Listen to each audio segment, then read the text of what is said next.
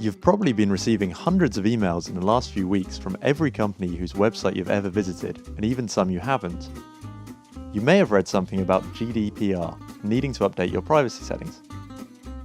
GDPR, or the General Data Protection Regulation, is the EU law governing how your personal data can be used.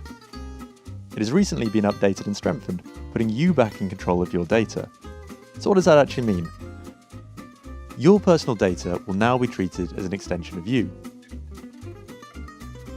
If a company wants to use any information that identifies you as a person, so your name, your address, but also your IP address or location information, then they need your explicit consent to do so.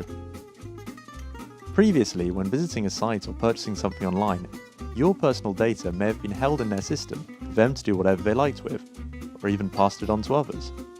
From now on, companies will only be able to use your data for the original purpose you gave them permission for. This brings other advantages, such as making it easier to change to a new email provider or another service.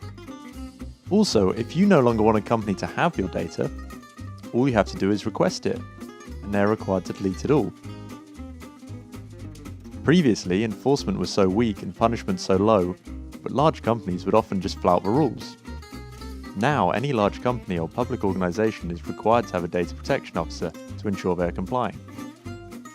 And if they still don't, we have ensured hefty penalties, up to 4% of a company's global turnover, so even the largest companies have a very strong reason to look after your personal data.